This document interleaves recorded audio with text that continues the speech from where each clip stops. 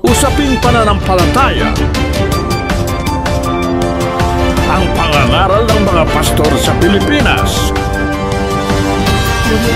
Ang tanong, katotohanan ba?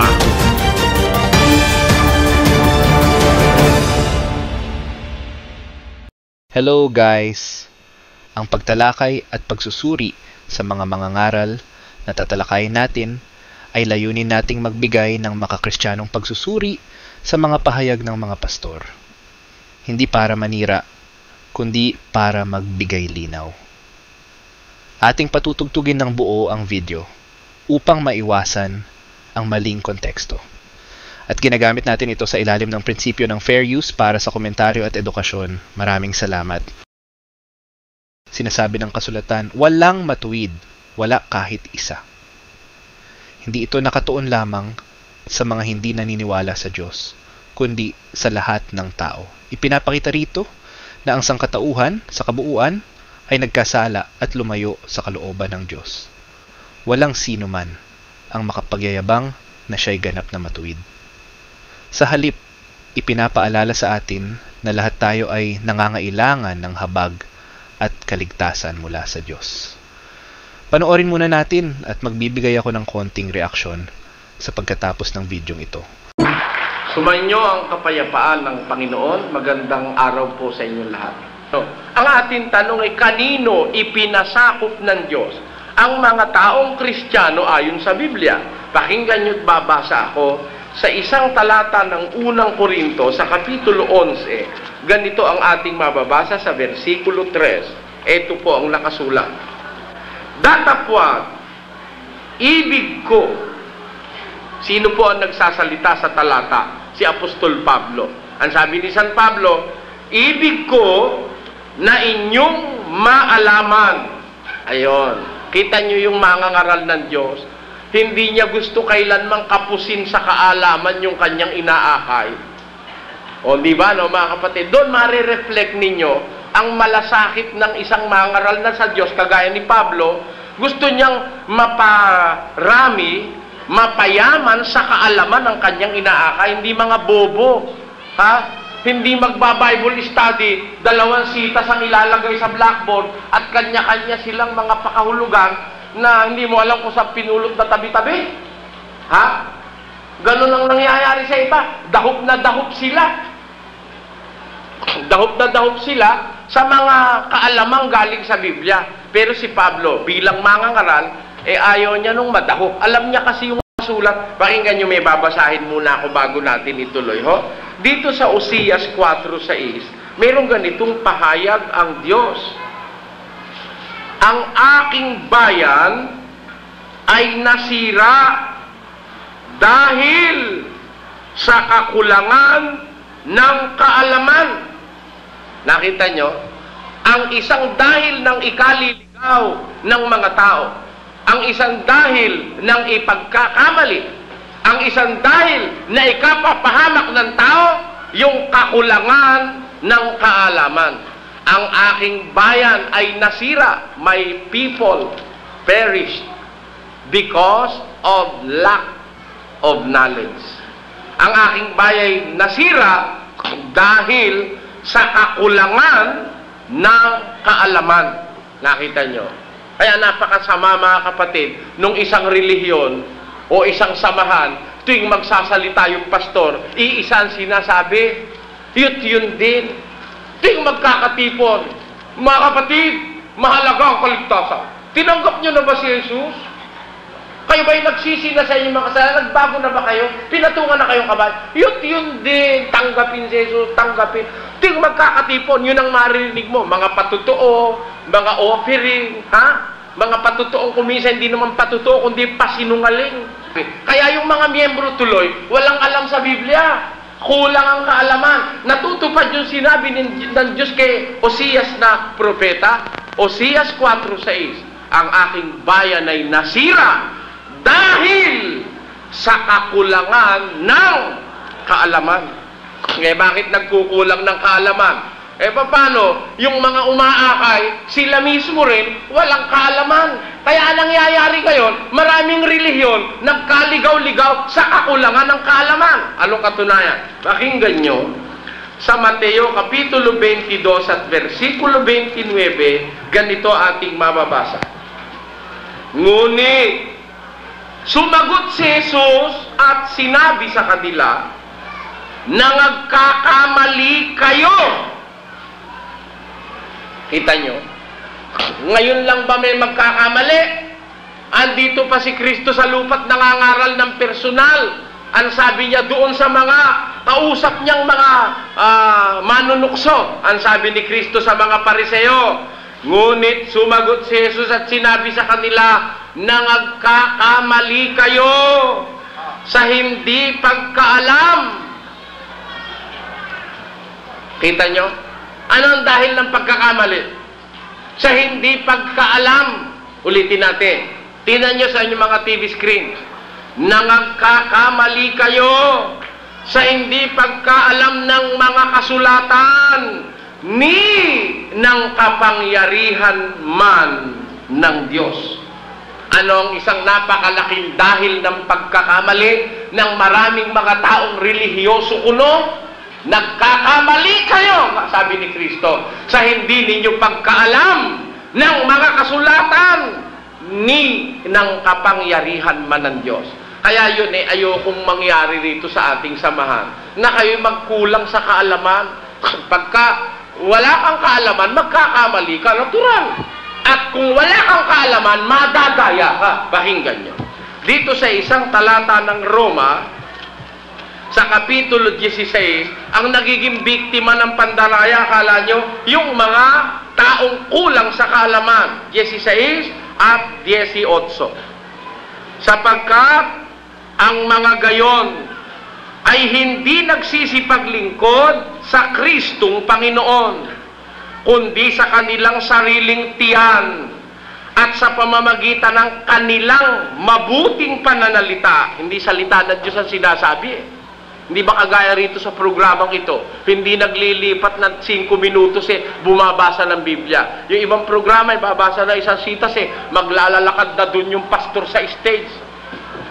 Talagang lilibutin na yung stage. Wala nang binabasa ng Biblia. Hindi ba kagaya rito? Hindi naglilipat 5 minutos bumabasa tayo ng sitas. Ang sabi ni Kristo, ang mga gayon hindi naglilingkod sa Kristong Panginoon, kundi sa kanilang sariling mga tiyan, na sa pamamagitan ng kanilang maiinam na pananalita at mabuting pananalita at maiinam na mga talumpati.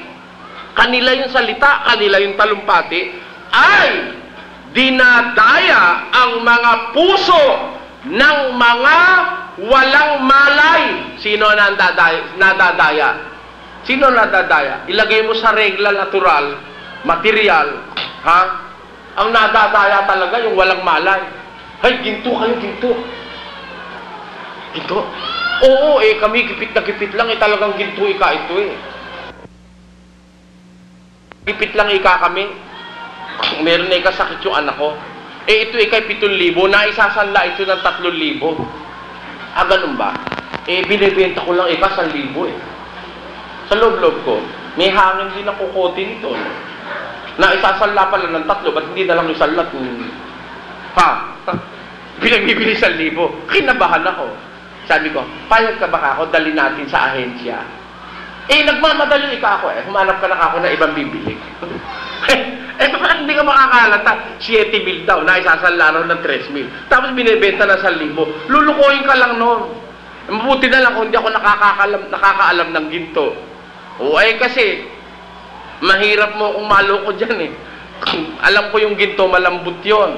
99.99 ba naman yung inilapit sa akin Isang bara ng ginto, ganyan 99.999. O di, kulang na lang ng isang 0.001 pure gold na. At natural, ginawa ko, kinagat ko. Kontik mabali yung ngipin ko. Sabi ko, hindi totoo yan. Hindi totoo yan. Kasi pure gold in its state, pure state is soft. mabigat na malambot. Pagkatapos tinatakan 99.999, hindi mo makagat, mahirap yon. Dapat dun maano mo kahit sa kuko. Sabi ko, hindi ko kailangan. Mali. Yun ang ibig kong maipakita sa inyo. Sa regla natural, pagka wala kang kaalaman, madadaya ka. Sa regla espiritual, sino yung nadadaya? Yung walang kaalaman. Huwag mo naman ikaw sabihin, abogado yung aming miyembro yung nadaya namin. Oo. Bakit? Kung mo ba abogado, may kaalaman na? Ano ang dapat nyo maintindihan? Marunong siya sa batas, pero meron pang alam sa Biblia. Meron ako alam, abogado, nasa TV pa Nagbasa ng sitas. Walang matwid. Wala kahit isa. Sabi ng abogado, yun ang nabasa niya. Dinukto ng abogado. Kaya, tayo lahat walang matwid sa ating kahit isa. Puro tayo makasalanan. Tumawag ako sa telepono. Hoy, sabihin mo nga, pwede ba makausap ka ako yung abogado nagsasalita? Maghahating gabi na nun hindi mo pwede, nasa panel siya Hindi ba pwede makausap? Sabi, hindi bakit ano ba ang kailangan nyo kay attorney? Sabihin mo ako kay attorney mo, yung sinasabi niya, hindi ba siya kinikilabutan nun? Bakit Mali mo ba sinabi? Mali ka ako, biro mo, lakas-lakas ng signal ng television na station nyo. Tapos napakaraing tao makakatanggap ng walang matwid daw, wala kahit isa. Puro raw tayo masama, puro makasalanan. Hindi lalabas ka ako, pati siya, tarantado rin siya. Tinan niyo yung yung paniniwala nyo na yan. Bakit Meron ba kayong maipakikitang matwid sa Biblia? Meron ka ako. Hindi lang ako naiintindihan ni attorney yung kanya sinasabi. Pakinggan mo, babasa ako. May matwid Pakinggan nyo sa isang talata ni Lucas. Nakabasa ka na isang sitas, pinakahuluganan mo. Yun ang masama. Kung ang attorney man attorney, hindi ko naman nilala. Attorney ka nga, marunong ka nga sa batas. Scholar ka, bar top notcher ka pa. Kung hindi mo naman pinag-aralan ng Biblia, paano yun? Di mapapahamak yung makikinig sa'yo. Kaya hindi ba tayo, kung may pastor attorney, tama na sasabihin. Bakit? Ito, isipin nyo. Sabi ni President Wilson, kung di ko nalilimutan, ng Amerika, you cannot consider a man learned unless he knows the Bible. Neither can you consider a man illiterate if he knows the Bible. Ano ibig sabihin nung presidente ng Amerika sa kanyang famous quotation? Alam nyo kasi, 98%, 99% ng American presidents are Protestants, mga evangelicals. Ano sabi ng isa sa mga presidente ng Amerika? Hindi mo maituturing na ang isang tao'y marunong kung hindi niya alam ang Biblia.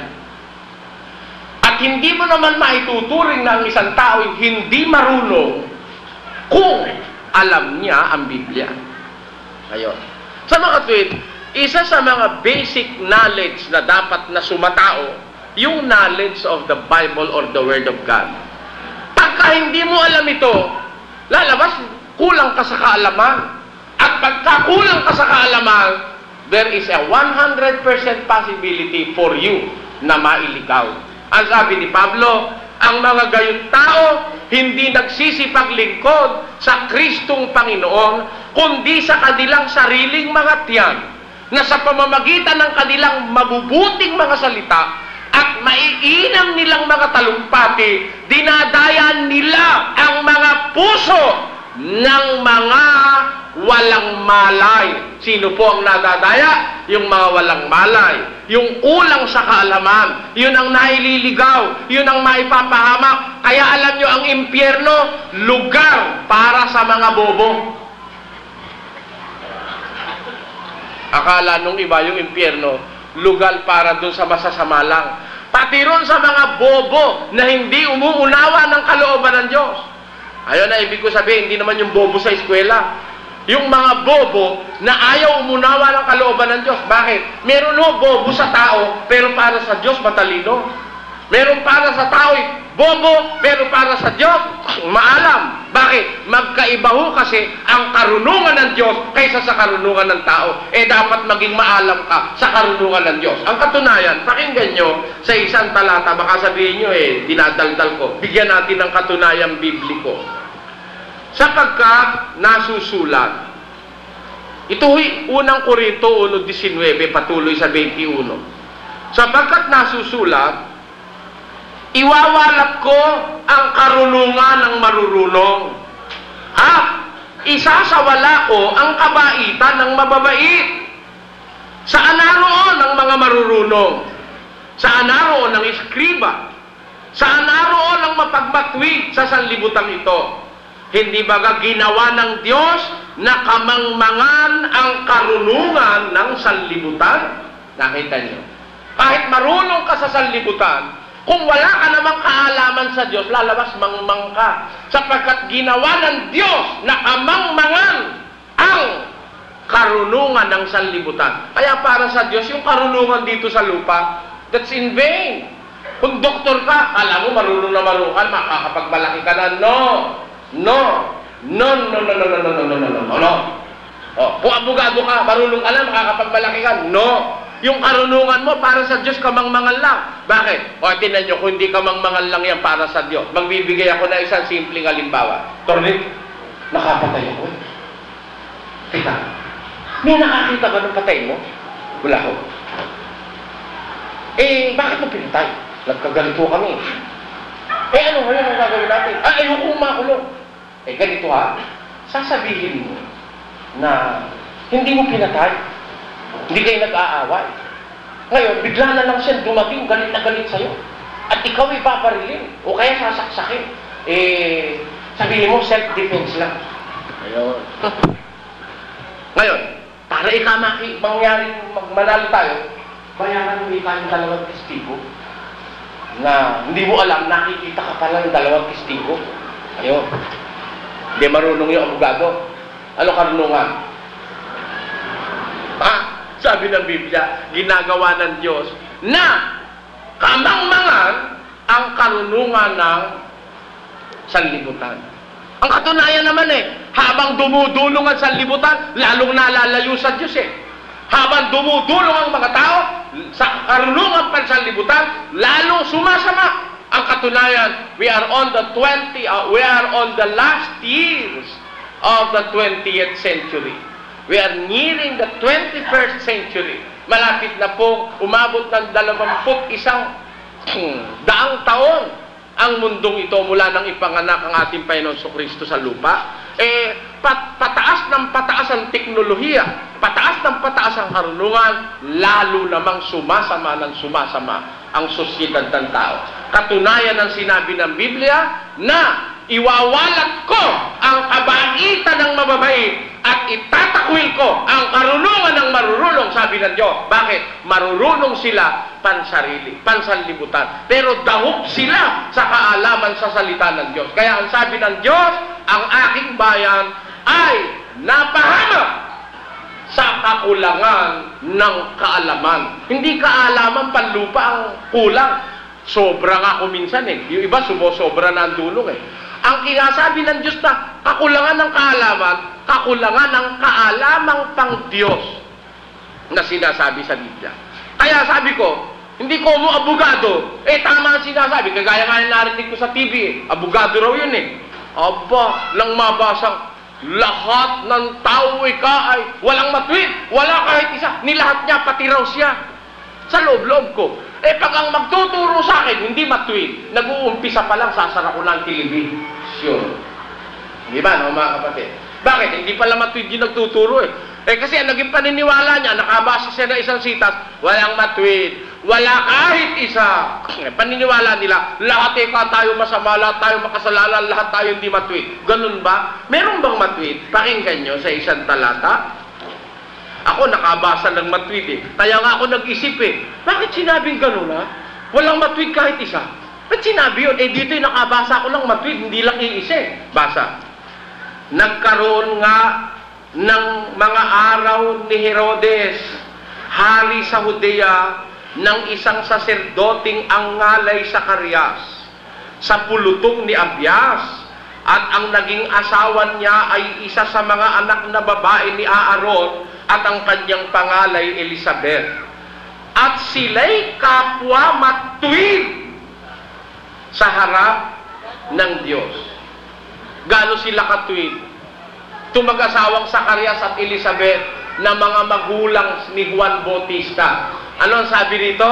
Sila'y kapwa matuwid sa harap ng Diyos na nagsisilakad na walang kapintasan sa lahat ng mga utos at mga palatuntunan ng Panginoon. Amen!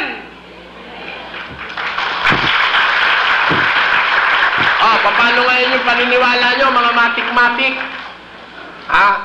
Kayo mga charismatic at mga born again, pinaniwala sa inyo ng mga Amerikanong galing sa Amerika, wala raw matwid kahit isa.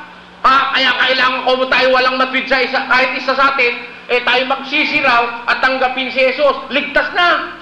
Ganun kasimple. Hindi po ganun Hindi totoong walang matwid kahit isa. Nakabasa nga ako dalawa Si Zacarias at si Elizabeth, sila'y kapwa matwid sa harap ng Diyos na nagsisilakad na walang kapintasan. Blameless. By the way, do you know the meaning of blameless? Mga pastor ng matik-matik. Ang sabi, sila'y nagsisilakad ng walang kapintasan. Blameless before the eyes of the Lord. Sino ito? Mag-asawang Zacarias at Elizabeth. Baka naman wala na. Sabagay, tama na yun no? Sabi kasi nung isa, nakabasa, walang matwid, kahit isa! Yun ang sabi nung isa sitas. Nabasa ko merong matwid, dalawa pa. Ibig sabihin, magkakontra ba yung Biblia? Hindi yung Biblia magkakontra. Yung utak ng pastor ang magkakontra. Para walang makontra sa Biblia, sabi ng Biblia, walang matwid, walang kahit isa. Nakabasa na tayo ng dalawa. Gusto nyo tatluhin ko? Apatin ko? Gawin mo 100? Babasa ko 1,000. 2,000. 10,000. Matutuwid. Gusto nyo gawin ko pa 100,000 matutuwid. Mababasa ko sa Biblia. Pakatapos na yun Paniniwalain tayo walang matwid kahit isa. Ano ibig sabihin nung sinabi ni Pablo na yun? Saan galing yun? Pakinggan. Sino sinasabing walang matwid kahit isa? Babasahin natin. Sa Roma yun 3:10. Ito ang sabi. Gaya ng nasusulat, walang matwid. Wala kahit isa. Walang nakakatalastas. Walang humahanap sa Diyos. Silang lahat ay nagsilihis. Magkakasamang nawalan ng kasaysayan. Walang gumagawa ng mabuti. Wala kahit isa. Ang kanilang lalamunan ay isang libingang bukas. Nagsisigamit ng daya sa pamamagitan ng kanilang mga dila. Ang kamandag ng mga ulupong ay siyang nasa ilalim ng kanilang mga labi. Ang kanilang bibig ay puno ng panunumpa at ng kabaitan. Ang kanilang mga paa ay matulin sa pagbububo ng dugo. Kagibaan at kahirapan ang nasa kanilang mga daan. Ang daan ng kapayapaan ay hindi nila nakikilala. Walang pagkatakot sa Diyos sa harap ng kanilang mga mata. Kanino walang matwid kahit isa? Kanino? Halinga. Kanino walang matwid kahit isa? Walang gumagawa ng mabuti kahit isa? Doon sa mga hindi natatakot sa Diyos. Okay ba? Pagkatapos, nakabasa ka na isang sitas, pinutol mo, hindi mo pa inunawa. Lalabas ka, pati ikaw, hindi na matwid sabi ni San Pablo, gaya ng nasusulat, walang matwid, wala kahit isa. Sa mga katwid, ito kinopya lang ni San Pablo. May pinagbabatayan siyang kasulatan bago niya isinulat ito sa mga taga-Roma. Meron ng previous na kasulatan. Ano yung previous na kasulatan? Pinanggalingan nito sinasabi ni Pablo na walang matwid, wala kahit isa. Sinong mga tao yon? Ugatin natin. Ganyan ang pag-aaral sa Biblia, uugatin mo. 53, 1 hanggang 3 ng awit. Ang mangmang ay nagsabi sa kanyang puso, sa puso niya, sabi nung mangmang sa puso niya, walang Diyos. Sabi nung mangmang, walang Diyos. Nangapahamak sila at nagsigawa ng kasuklam-suklam na kasamaan. Walang gumagawa ng mabuti. Tinunghan ng Diyos ang mga anak ng tao mula sa langit upang tingnan kung may sino mang nakakaunawa na humanap sa Diyos. Bawat isa sa kanila ay tumalikod. Sila'y magkakasamang naging mahahalay. Walang gumagawa ng mabuti.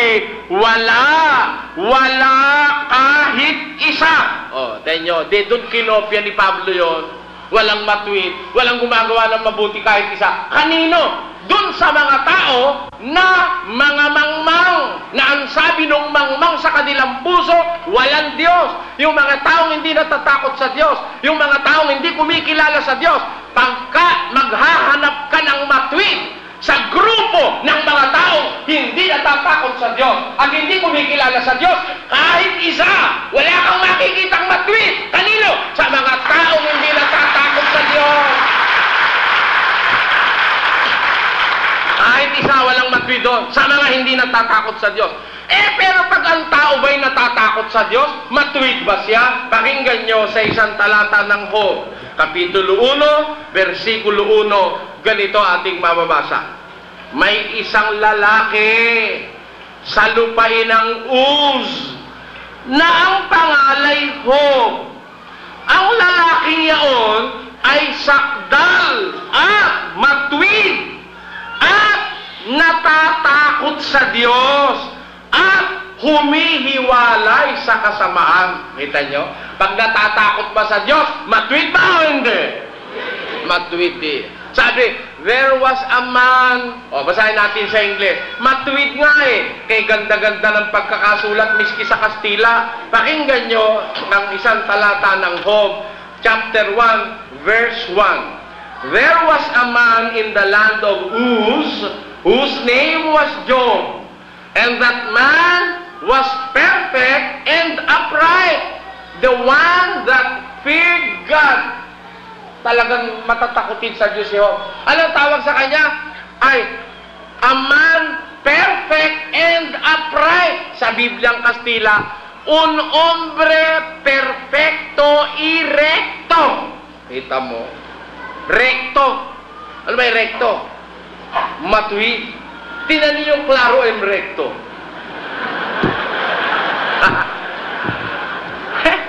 Yung salita recto, matuwid yun. Kaya kinailangan nung ipagawa yung klaro and recto, yung kalsada, walang liko. Yung iba hindi naintindihan. Yung recto, matuwid. Si Job, sabi sa Bibliang Kastila, un hombre perfecto y recto. Si Job ay matuwid. Bakit sabi ng Biblia, binasa kanina, walang matuwid kahit isa? Walang matuwid kahit isa. Kanino? Doon sa mga hindi natatakot sa Diyos, doon sa mga hindi kumikilala sa Diyos. Pero pag ang tayo natakot sa Diyos, nakabasa na tayo, 3 na Kanina, si Zacarias at saka si Elizabeth. Pagkatapos, si Job. Meron pa ba? Dagdagan natin. Apati natin. Sa isang talata ng Genesis, pakinggan nyo ang sinasabi ng kasulatan, mga kapatid. Dito sa isang talata ng Genesis, tatandaan nyo, Kapitulo 7, versikulo 1, ganito nakasulat. At sinabi ng Panginoon kay Noe, lumulan ka at ang iyong buong sambahayan sa sasakyan, sapagkat ikaw ay aking nakitang matuwid sa harap ko sa panahong ito. Sino nagsabing si Noe matuwid? Hindi si Soriano, ang Diyos. Sabi ng Diyos kay Noe, nung matapos na yung sasakyan, yung daong, lumulan ka. Kita mo? Talagang itong si Noe, matalimahin sa Diyos. Bakit? Sabi ng Diyos, gumawa ka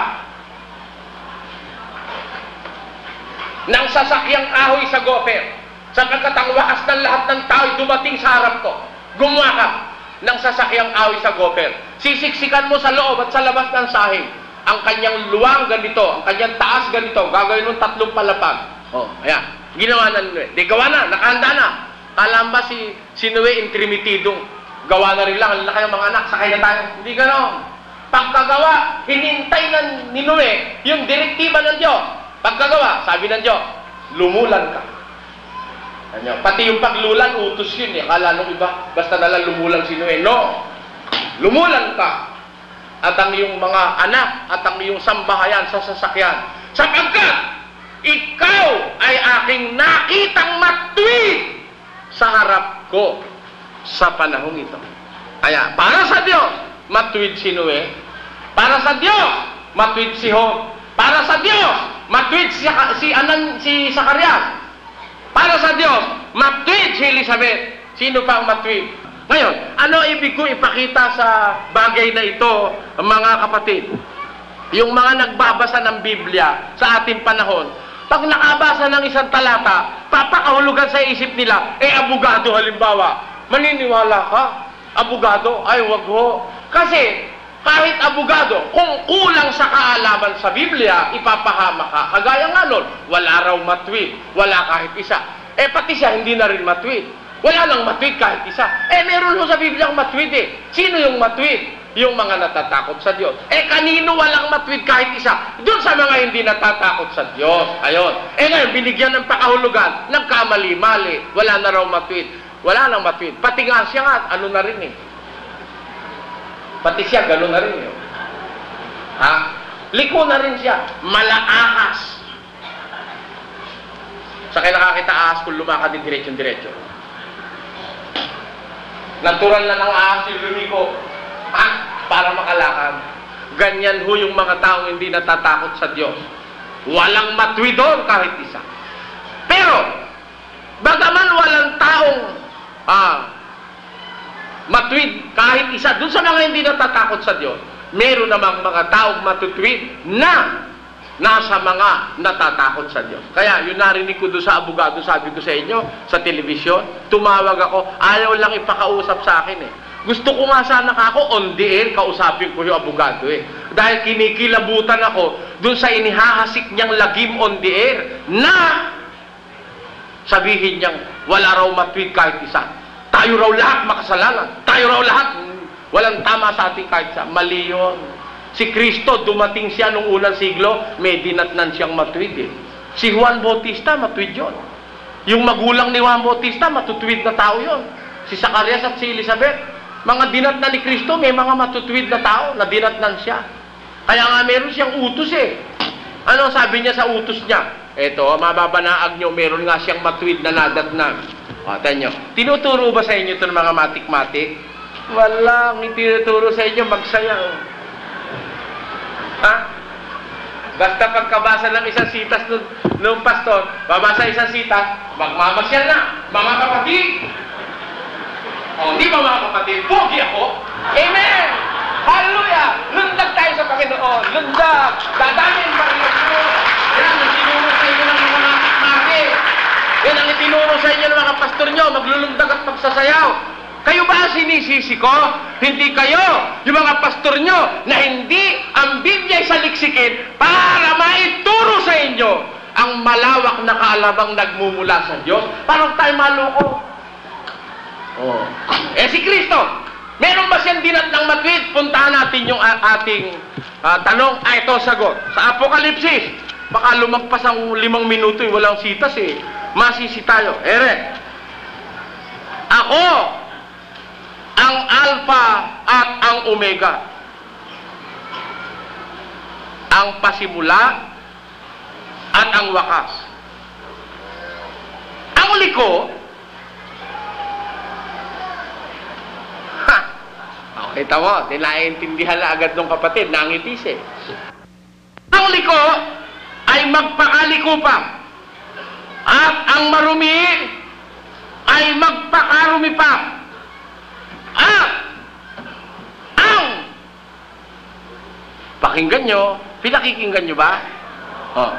Ang matwid ay magpakatuwid pa. May dinatnan ba siyang matwid o wala? Meron. Alam, utos niya doon sa matutwid na dinatnan niya. Ang matwid magpakatuwid pa. At ang banal ay magpakabanal pa. Narito ako'y madaling pumaparito at ang aking gantimpala ay nasa akin upang bigyan ng kagantihan ng bawat isa ayon sa kanyang gawa. Kita nyo, meron siyang dinatnang matwid.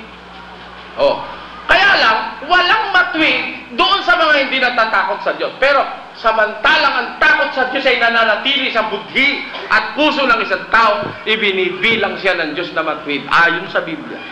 Kaya merong matwid. Mali yung sinabi ng abogado. Halimbawa ko lang yun sa inyo. Na merong napapahamak dahil sa kakulangan ng kaalaman.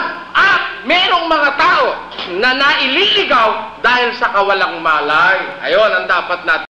Dito, sinasabi ni Brad Ellie na ang sinasabi ni Apostol Pablo na walang matuwid. Kahit isa ay sa mga walang Diyos at mangmang. Pero kung babasahin natin ang buong Kapitulo 3 sa Aklat Roma, ito ay sakop ang lahat ng mga tao dahil ang lahat ng tao ay nagkasala at hindi nakakaabot sa kaluwalhatian ng Diyos. Bagaman na may mga matutuwid na tao noon, hinihintay pa rin nila ang Panginoong Hesus na tagapagligtas. Tinatakpan lamang sila ng mga dugo ng hayop na inaalay para sa kanilang mga kasalanan. Dahil iisa lamang ang matuwid, ang Diyos. Pakinggan natin ang Kapitulo 3 ng sulat sa Taga-Roma. Kapitulo 3. Ano nga ang kahigitan ng Hudyo? O ano ang mapapakinabang sa pagtutuli? Marami sa anumang paraan. Ang una sa lahat ay ipinagkatiwala sa kanila ang mga aral ng Diyos. Ano nga kung ang ilan ay hindi nangagsisampalataya, ang di pananampalataya nila ay nagpapawalang halaga baga sa pagkatapat ng Diyos? Wag nawang mangyari. Oo, bagkus pa nga ang Diyos ay tapat. Tatapwat ang bawat tao'y sinungaling, gaya ng nasusulat, upang ikaw ay ariing ganap sa iyong mga salita at makapagtagumpay ka kung ikaw ay mahatulan. Tatapwat kung ang ating kalikuan ay nagbibigay dilag sa katwiran ng Diyos. Ano ang ating sasabihin? Liku baga ang Diyos na dumadalaw na may poot?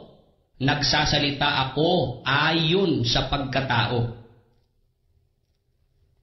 Huwag nawang mangyari, sapagkat kung gayoy paanong paghatol ng Diyos sa sanglibutan, tatapwat kung ang katotohanan ng Diyos sa pamamagitan ng aking kasinungalingan ay sumagana sa ikaluluwalhati niya, bakit pa naman ako'y hinahatulang tulad sa isang makasalanan?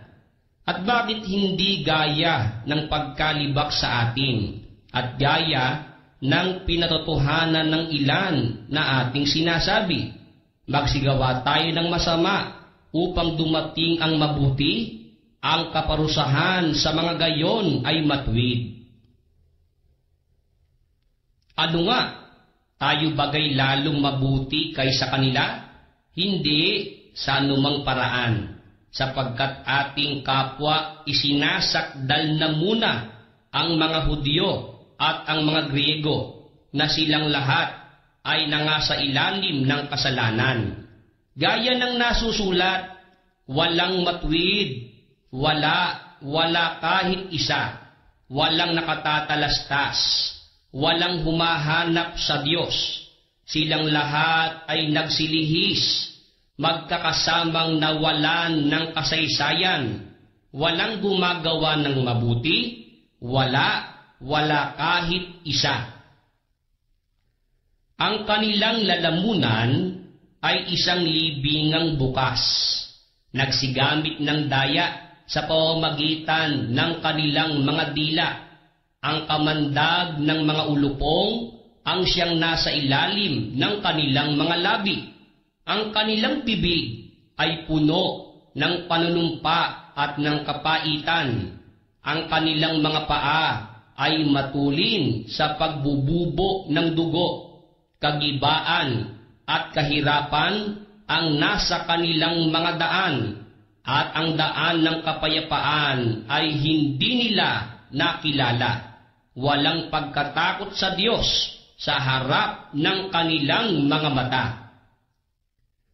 Ngayon ay nalalaman natin na ang anumang sinasabi ng kautusan, yaon ay sinasabi sa nangasa ilalim ng kautusan, upang matikom ang bawat bibig at ang buong sanglibutan ay mapasailalim ng hatol ng Diyos, sapagkat sa pamamagitan ng mga gawa ng kautusan ay walang laman na aariing ganap sa paningin niya, sapagkat sa pamamagitan ng kautusan ay ang pagkakilala ng kasalanan.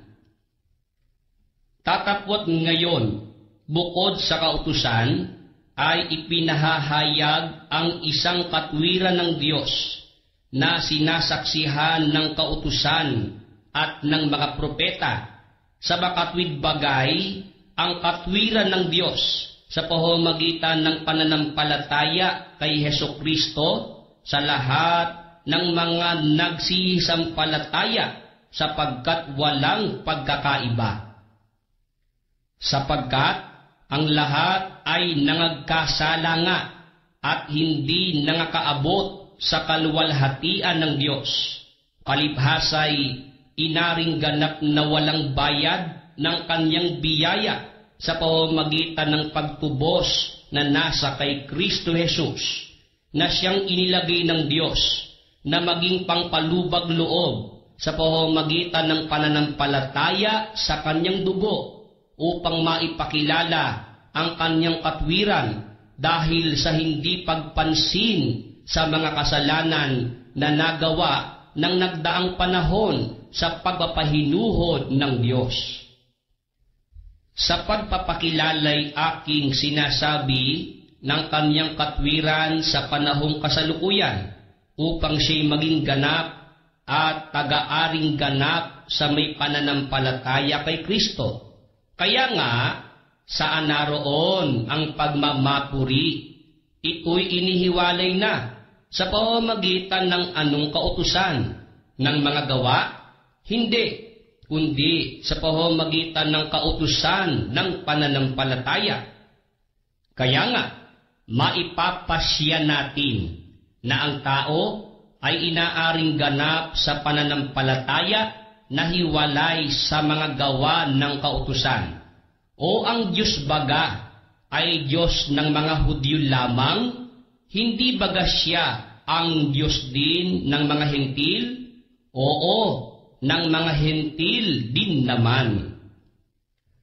Kung gayon nga, naiisa ang Diyos at kanyang aariing ganap ang pagtutuli sa pamamagitan ng pananampalataya at ang di pagtutuli sa pamamagitan ng pananampalataya. Niwawalan kaya nating kabuluhan ang kautusan sa pamamagitan ng pananampalataya? Huwag nawang mangyari, kundi pinagtitibay pa nga natin ang kautusan. Maraming salamat sa panunood. Please subscribe, like, and share. Mag-comment naman kung ano ang masasabi ninyo sa aking content.